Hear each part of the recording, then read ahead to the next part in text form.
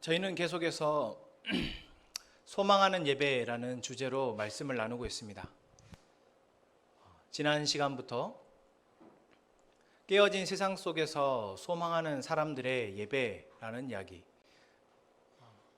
우리가 살고 있는 세상은 죄로 인해서 깨어져 있고, 그 깨어진 세상 속에서 살아가는 사람들은 그 깨어진 세상 가운데 고민하고 아파하고 또한 아픔을 주고 그렇게 서로 힘겹게 살아가고 있습니다.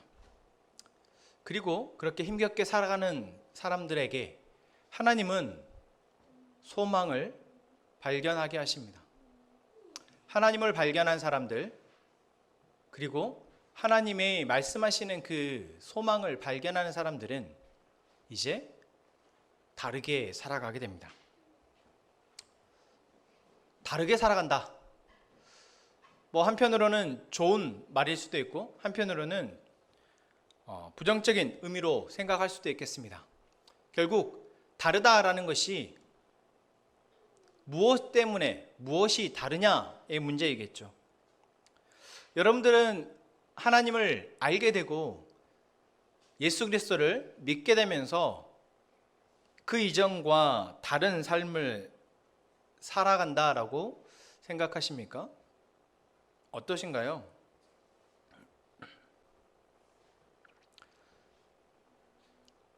어떠신가요? 여러분들은 다르게 살고 있으십니까? 하나님을 알기 전에 여러분의 삶과 또는 하나님을 모르는 여러분 주변에 있는 사람들의 삶과 여러분의 삶이 다르다라고 생각하십니까? 다르다면 무엇이 다르신가요?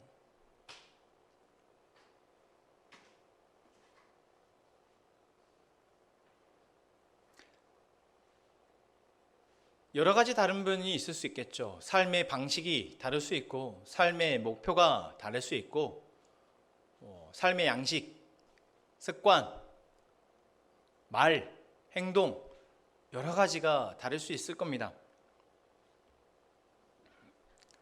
그래서 사실 우리는 살아가다 보면 저 사람이 정말 하나님을 믿는 사람인지 아닌지 분간하기가 어려울 때도 있습니다. 왜냐하면 하나님을 믿는다고 말하면서 너무 믿는 사람들 안에서도 다른 모습을 보이기 때문입니다. 믿는다라고 말하면 어느 공통점이 있어야 하는데 공통점이 없는 것이죠. 공통점이라 한다면 있죠. 눈에 보이게 일요일 날이면 교회 가더라. 일요일 날이면 교회 가서 예배 드리더라. 집에 가면 성경책이 하나씩 있더라.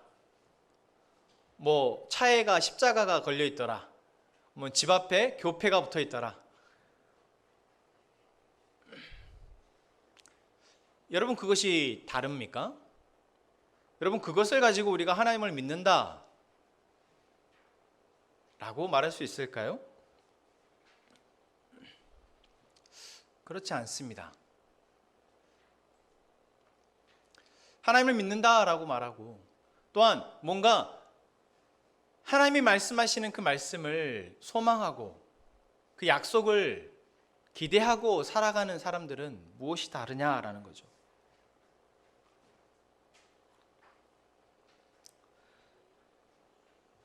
요즘 우리의 상황을 보면 조금 그런 부분들이 잘 보이는 것 같습니다. 코로나19로 인해서 온 세계가 시끄럽죠. 지금 우리나라도 여전히 많이 나아지고 있는 상황이지만 아직 불편한 점이, 어려운 점이 한두 가지가 아닙니다. 이런 상황 가운데에서 우리가 익숙하게 해왔던 부분들을 못하게 되어지고, 또한 우리가 예배하게 되는 부분들에서 예배를 못하게 되고, 이런 상황이 생길 때 내가 믿는다라고 해서 해왔던 일들이 되어지지 못할 때, 하지 못하게 될 때, 정말 이제는 겉으로 보여지는 부분이 아니라 자기 안에 정말 믿는다라고 해서, 하나님을 소망한다라고 해서 사라지는 삶의 본 모습이 드러나는 것 같습니다. 일례로 오늘이 부활주일입니다. 부활주일은 기독교에 있어서 가장 중요한 절기입니다. 예수님이 우리를 위해서 죽으셨고 다시 부활하심을 기억하고 기념하고 또한 선언하고 선포하고 또한 세상 가운데 예수님이 부활하셨음을 증거할 수 있는 주일이 바로 부활주일이죠. 그러나 코로나19로 인해서 예배할 수 없게 되었습니다. 부활주일이면 항상 하던 게 있습니다. 교회들마다 연합해서 새벽에 부활주일 연합예배라고 해서 새벽에 모여서 예배를 드렸습니다. 그리고 또 주일에 예배 때는 모두가 모여서 함께 부활절 찬양을 올려드리고 뭔가 더 부활절 칸타타라고 해서 더 준비하고 마음을 쏟아서 예수님의 부활을 축하하고 기념하기도 합니다. 또 부활절 달걀을 삶아서 교회 식구들과 함께 나누고 또한 주변에 있는 이웃들에게도 부활절 달걀을 나눕니다. 이러한 모든 것들은 예수님의 부활을 믿는 사람들이 부활을 기억하고 기념하고 선언하고 선포하기 위해서 하는 하나의 모습들입니다. 그런데 이번 코로나19로 인해서 하지 못하게 됩니다. 모여서 예배하는 것도 나라에서 자제해달라고 이번 주 내내 문자가 왔습니다. 오늘 아침에도 문자가 왔습니다. 제발 자제해달라고. 그리고 달걀을 삶는 것도 주변에 나누기가 쉽지 않기 때문에 대부분의 교회들이 달걀을 삶는 것도 이번에는 하지 않는다 합니다. 여러분, 그러면 어떻게 우리가 예수 그리스도의 부활을 믿고 부활을 믿는 자로서 살아간다는 것을 보여줄 수 있을까요?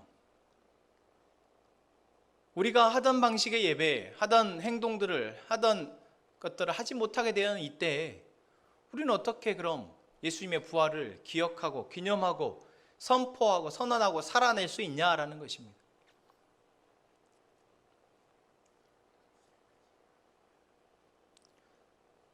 그것을 해야 되기 때문에 무조건 모여서 예배를 드리고 상황이 이렇더라도 달걀을 삶고 상황이 이렇더라도 사람들에게 달걀을 나눠주며 예수님이 부활하셨습니다 라고 마스크 쓰고 나누는 것이 부활을 살아내는 사람의 모습일까요? 어떤 모습이 정말 부활을 살아내는 사람의 모습일까요? 이렇다 저렇다 단정할 수는 없을 것 같습니다. 각자가 자기에게 주시는 마음이 있을 테니까요. 그러나 그런 면 말고 정말 예수 그리스도가 우리를 위해서 죽으셨고 정말 사흘 만에 다시 살아나셨다라는 사실, 그 사실을 믿는다라면, 그리고 그것이 소망을 삼아 살아간다면 다른데 그 다른 모습이 어떻게 드러나냐라는 것입니다. 오늘 말씀의 제목이 절망에서 소망을 품을 수 있는 이유입니다. 여러분, 제가 여러분들에게 질문을 드렸습니다. 인생에 살아가면서 절망하셨던 적이 있습니까? 왜 절망하셨습니까?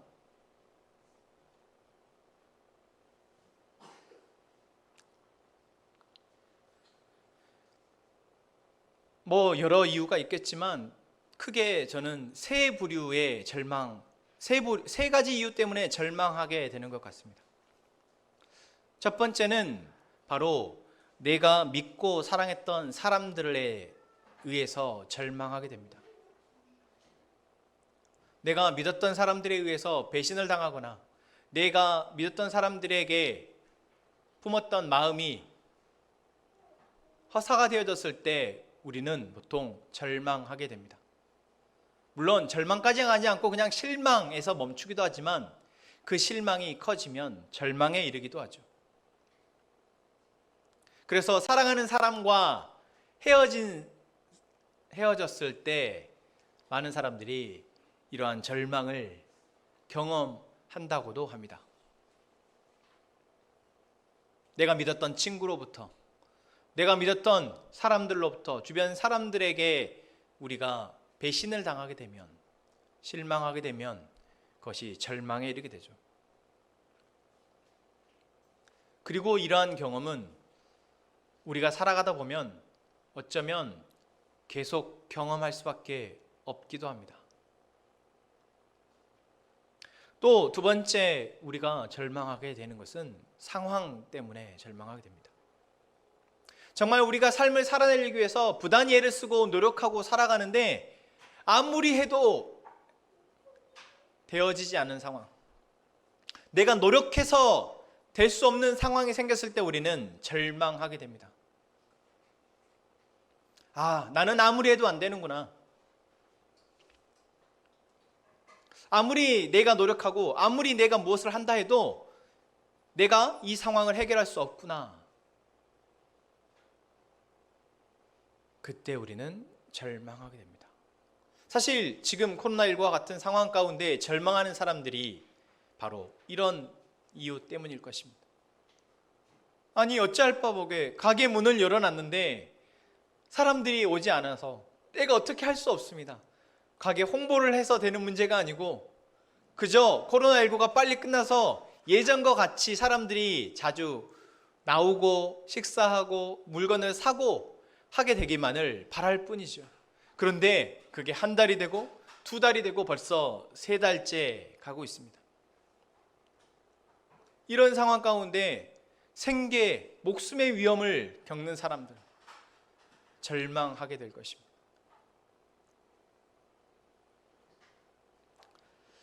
또한 세 번째 우리가 절망하게 되는 이유는 바로 자기 자신 때문입니다.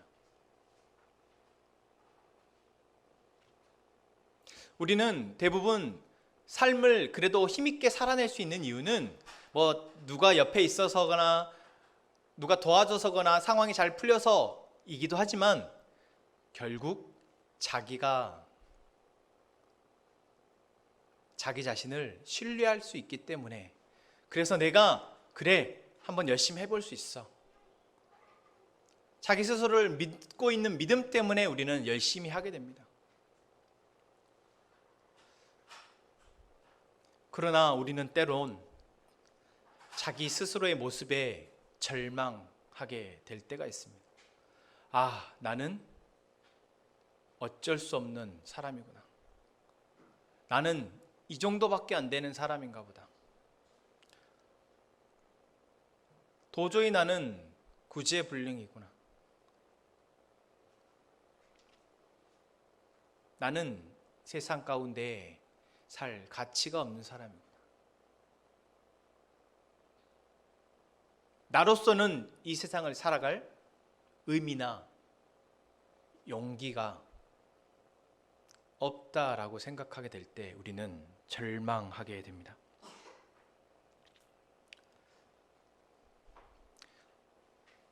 위의 세 가지 이유 가운데 사실 세 번째 절망의 이유는 가장 헤어나오기가 어렵습니다. 최후의 보루가 자기 자신인데 자기 자신에 대해서 절망했기 때문입니다. 여러분, 여러분의 절망의 이유는 무엇이었습니까? 그때 상황은 누구 때문에, 무엇 때문에 절망하셨습니까?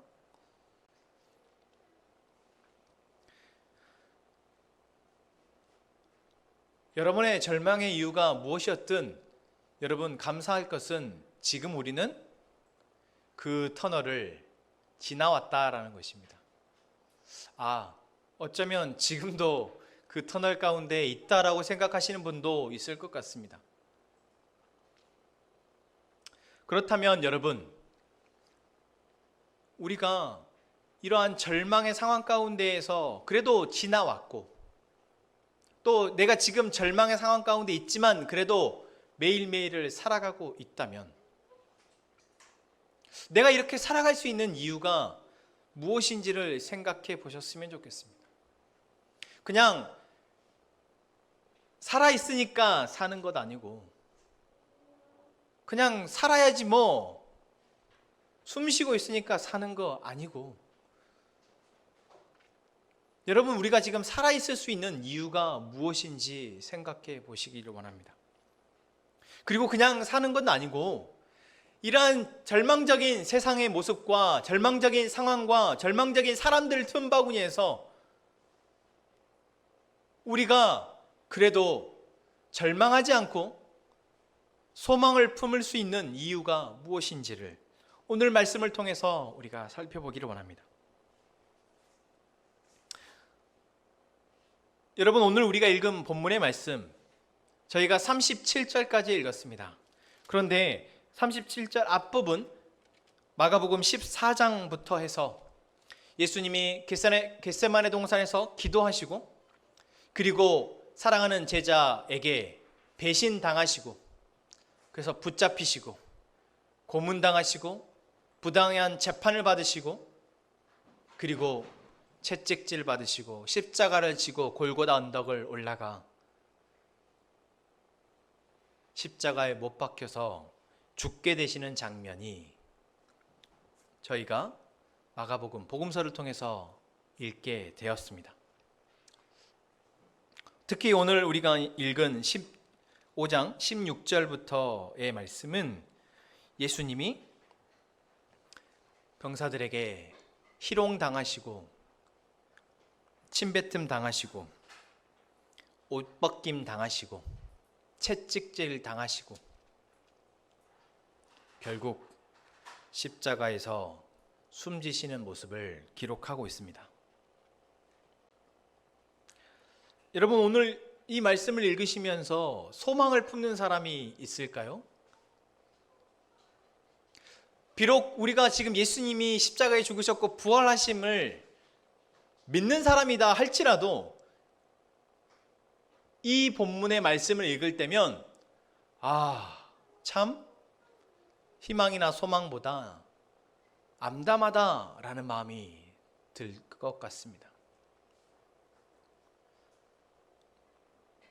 또한 다른 표현으로 예수님이 이 상황을 겪으셨다라는 것에 대해서 우리가 함께 가슴 아파하며 공감하는 부분도 있을 것입니다. 여러분 어떠십니까? 이런 상황에 처해 있다면 여러분들은 이 상황에서 무엇을 느끼시겠습니까? 만약 여러분들이 예수님의 제자들이라면요, 여러분이 이 상황에 이 시간 동안 무엇을 느끼실까요?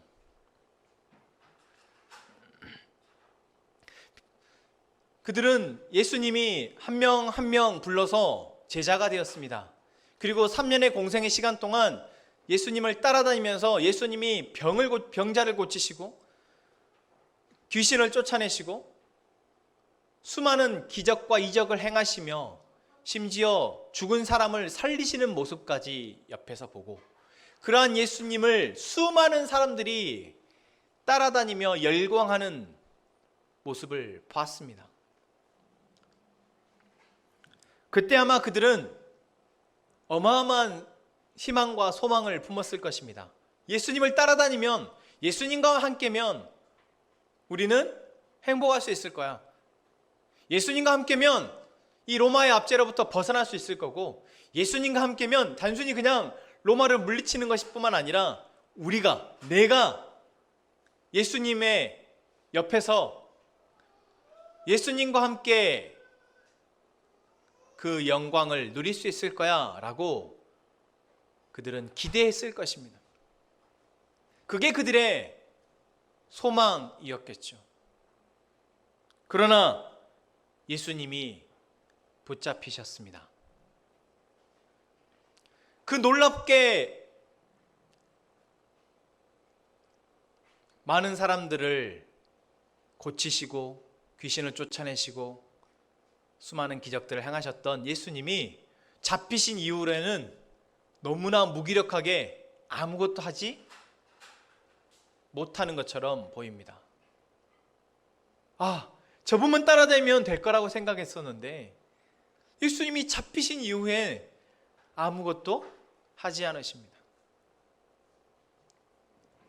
마치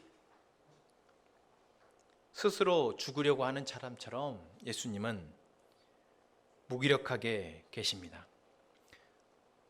제자들의 소망이었던, 제자들의 희망이었던 예수님이 그렇게 절망이 되고 맙니다.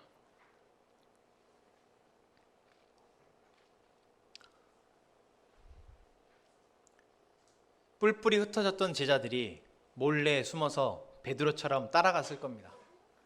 예수님이 십자가를 지시고 골고다 언덕을 올라가실 때 제자들은 숨어서 그 장면을 지켜봤을 겁니다. 그래, 예수님이라면 저 상황에서 분명 무슨 수가 있으실 거야. 예수님이 십자가에 못이 박히시고 높이 달리셨을 때도 제자들은 지켜보면서 예수님이라면 저런 상황에서 무언가 하실 거야. 죽은 나사로를 살리신 예수님인데, 풍랑을 잔잔케, 말 한마디로 잔잔케 하신 예수님인데, 예수님이라면 저 상황에서도 무언가 하실 거야 라고 제자들도 기대하는 마음으로 상황을 지켜봤을 겁니다.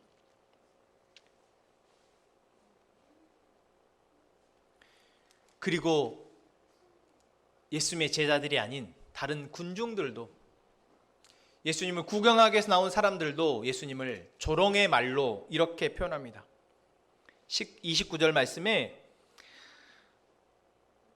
지나가는 자들은 자기 머리를 흔들며 예수를 모욕하여 이르되, 아하, 성전을 헐고 사흘에 짓는 자는 자여, 내가 너를 구원하여 십자가에서 내려오라. 너가 성전을 허물고 사흘 만에 짓는다고 하지 않았느냐? 그 떵떵거리던 소리, 그 자신감이 어디 갔느냐? 그 자신감으로 그 십자가에서 내가 너를 구원하여서 내려와라, 한번 해봐라 라고 이야기합니다. 이들은 조롱하며 이야기했지만 그 밑에 그것을 지켜보던 제자들은 정말 예수님이 큰 소리 치셨던 것처럼, 예수님이 그 전에 하셨던 기적처럼 스스로를 구원하여 모든 사람에게 다시 한번 자신을 드러내시기를 기대했을 겁니다. 31절에서도 대제사장들과 서기관들과 함께 희롱하며 서로 말하되, 그가 남은 구원하였으되 자기는 구원할 수 없도다.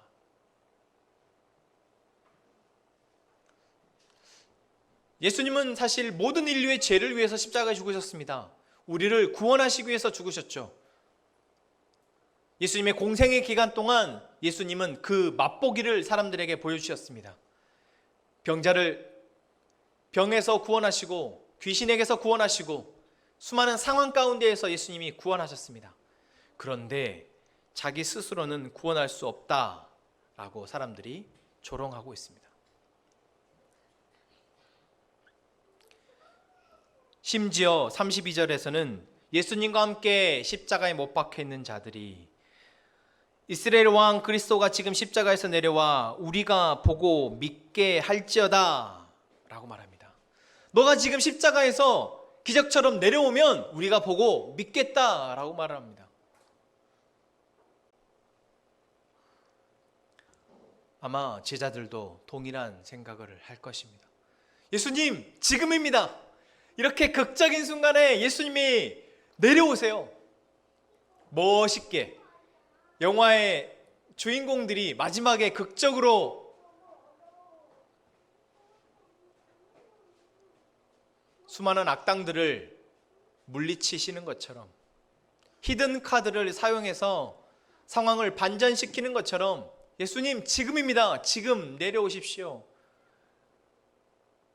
라고 간절히 기대하는 마음으로 지켜봤을 것입니다. 그런데 오늘 34절의 말씀에 예수님께서 이렇게 말씀하십니다. 엘리 엘리 라마 사박다니. 이것을 번역하면 나의 하나님 나의 하나님, 어찌하여 나를 버리셨나이까? 라는 뜻입니다. 그 수많은 기대들, 수많은 예수님을 향해서 한날의 기대를 가지고 조롱하는 사람들의 그 모든 기대와 조롱을 뒤로 하고 예수님은 하나님이 자신을 버리셨다라고 느끼게끔 외치시며 결국 숨지십니다. 여러분, 이 상황이 어떻게 보이십니까? 절망적입니다. 예수님의 이 외침, 예수님마저도 하나님이 나를 버리셨구나 라고 절망하는 것 같아 보입니다. 그것을 지켜보던 수많은 사람들이 그 모습을 보며 절망했을 것입니다. 믿었던 사람 예수에게서 절망을 느끼고 반전되지 않는 이 상황 때문에 절망을 느꼈을 것입니다.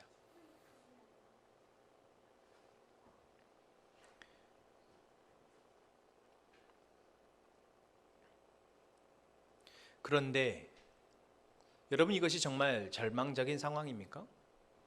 예수님이 정말 믿었던 사람에게서, 믿었던 예수님이 예수님을 믿었던 사람들에게 절망을 안겨주었습니까? 우리는 결론을 알고 있습니다. 예수님이 십자가에 죽으셨지만 다시 부활하셨습니다.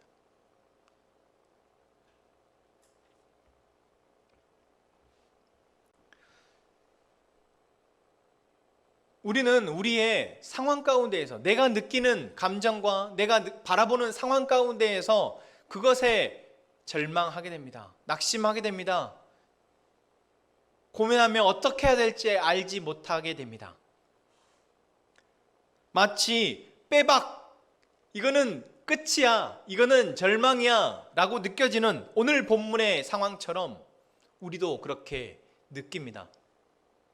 이거는 내가 겁이 많아서가 아니라, 이거는 내가 두려움이 많아서가 아니라 정말 절망적이잖아 라고 말할 때가 있습니다. 그러나 여러분, 정말 이 상황이 절망적이었습니까? 아니요. 그렇게 보이고 실제로 그런 일들이 일어났지만 여러분, 이것은 절망이 아니라 완전한 소망, 완전한 희망을 위한 하나님의 계획이셨습니다. 하나님의 완전한 구원이 이루어지기 위한 과정이었습니다.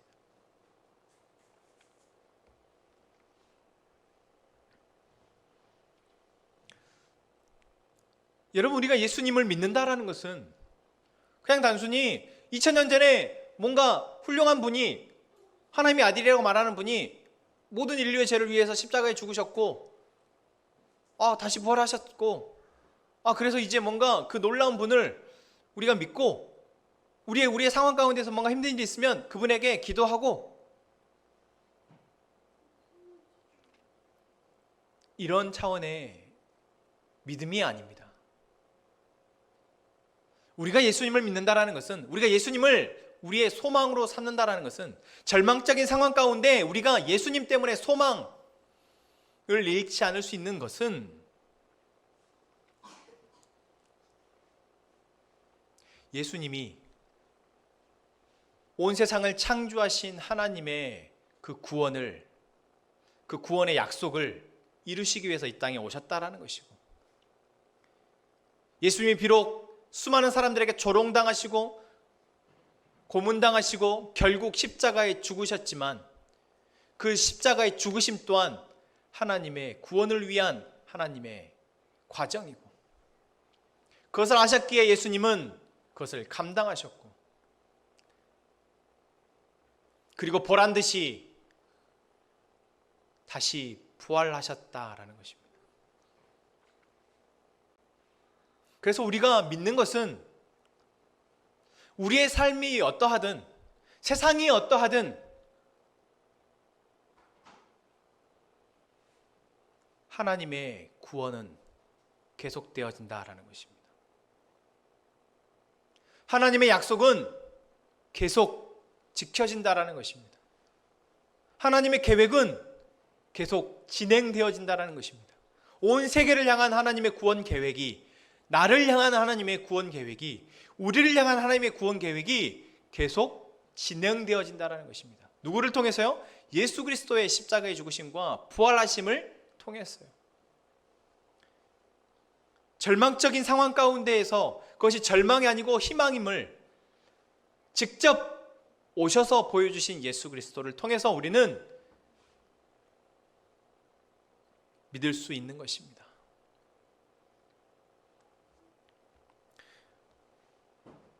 여러분, 우리는 수많은 절망의 상황에 처했습니다. 앞으로도 그럴 수 있습니다. 우리들에게 남아있는 시간 동안 얼마나 많은 어려움들이, 고민이나 문제들이 우리에게 닥쳐올지 잘 모르겠습니다. 적었으면 좋겠지만 결코 적지는 않을 것입니다.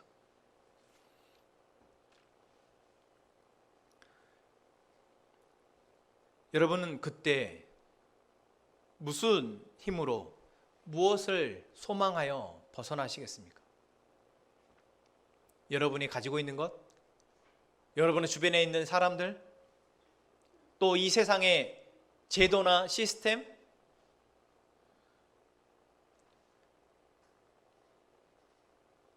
여러분 어떤 힘이 우리가 이 세상을 살아가는 모든 순간 가운데 진정한 소망이 될까요? 아니, 정말 묻겠습니다. 여러분에게 예수님이 정말 소망이십니까?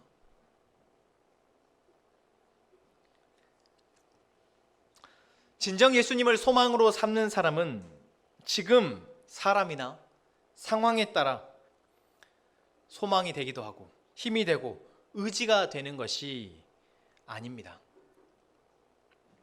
진정 예수님을 소망으로 삼는 사람은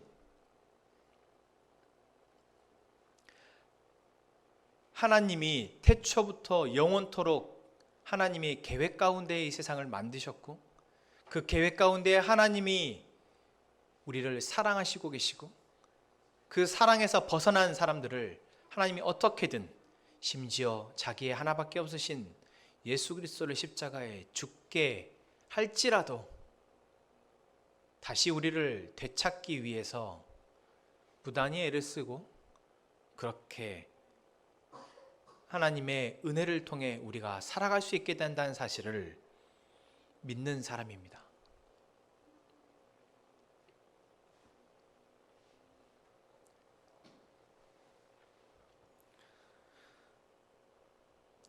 하나님이 계획하시고 하나님이 이루실 것을 말씀을 통해서 확인하고 그것을 믿고 살아가는 사람입니다. 예수님이 그러셨습니다. 사람들에게 배신당하셨습니다. 상황은 자기가 한 일에 비해서, 자기가 베푸신 사랑에 비해서 너무나 안 좋은 쪽으로, 아니 최악으로 치닫게 됩니다. 결국 붙잡혀서 십자가에 매달리셨습니다. 처절한 고통을 당하셨습니다. 그런데 예수님은 그러시면서도 하나님이 계획하셨고 하나님이 자신을 통해 이루실 놀라운 하나님의 일들을 믿음으로 감당하셨습니다.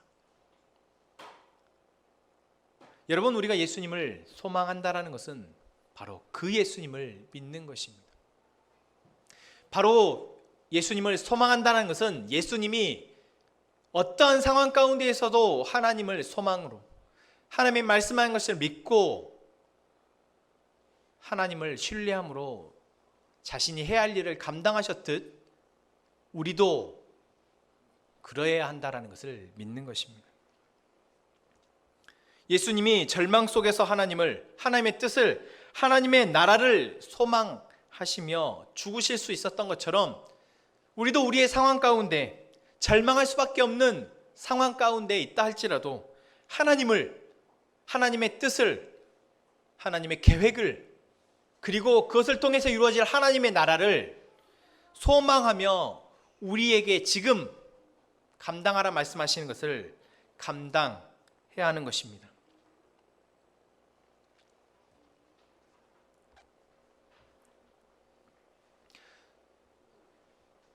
모두가 가능한 일은 아닌 것 같습니다.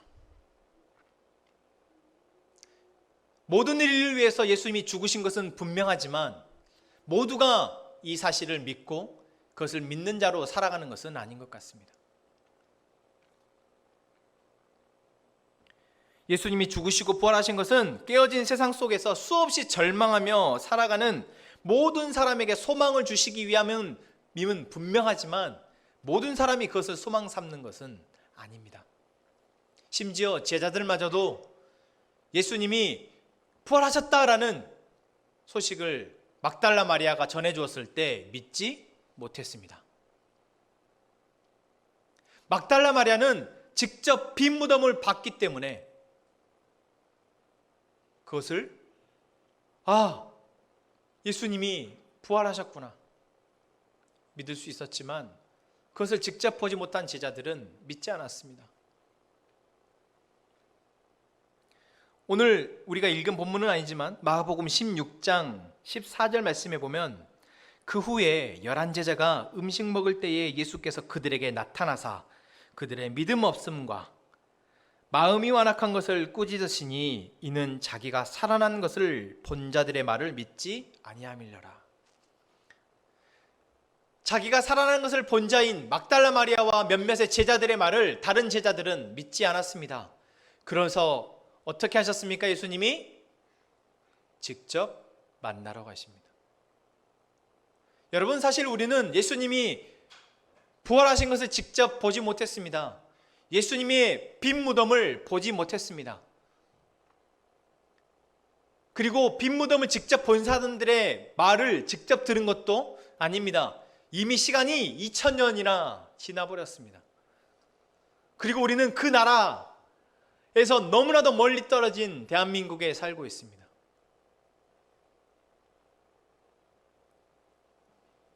예수님의 그 행적과 그 부활이 과학적으로 말도 안 된다라고 말하는 첨단 과학이 발달한 시대에 살고 있습니다. 믿지 못할 이유가 너무나 많은 시대에 우리는 살고 있다는 것이죠.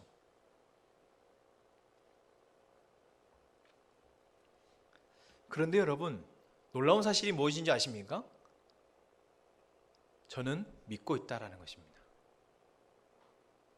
여러분, 믿고 계십니까? 이 말도 안 되는 일이 저에게, 우리에게 일어났다는 사실입니다. 무엇 때문입니까? 예수님의 은혜입니다.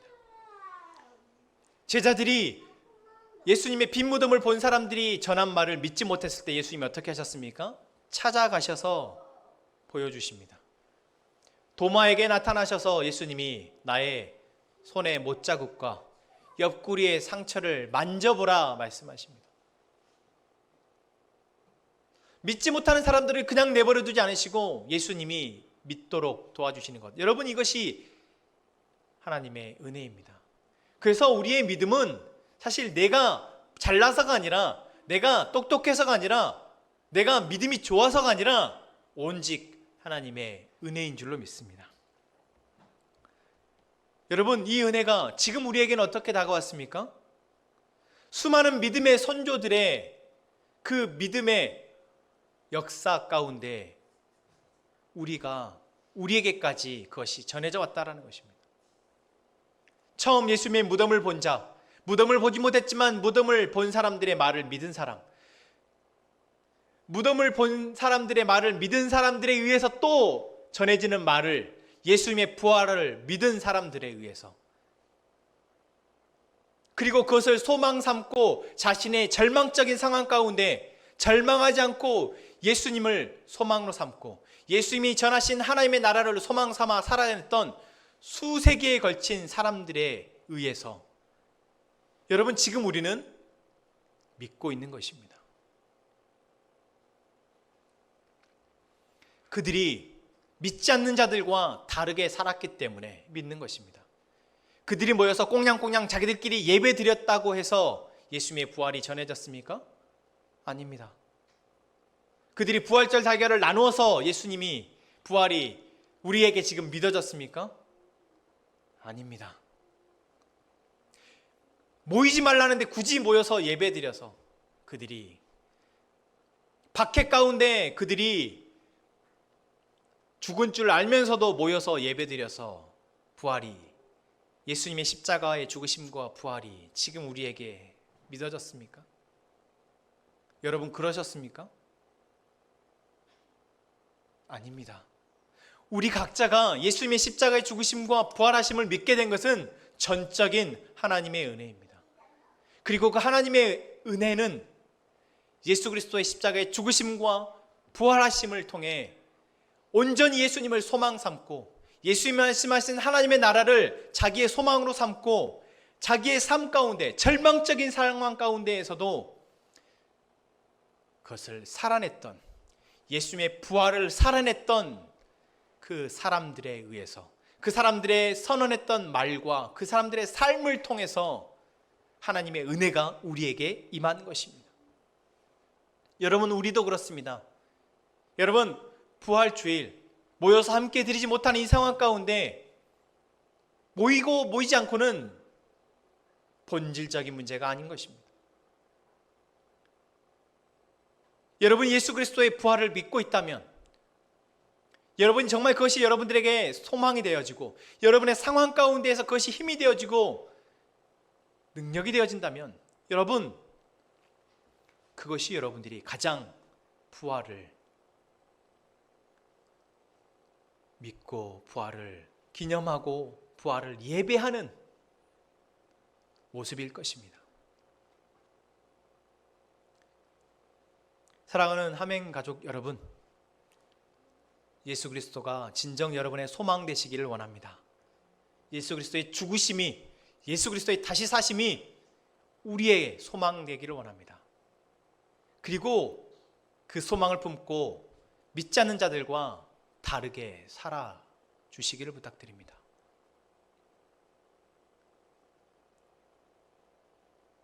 하나님이 여러분들을 도우실 것입니다. 우리 오늘 이 마음을 우리의 찬양에 담아 함께 고백했으면 좋겠습니다.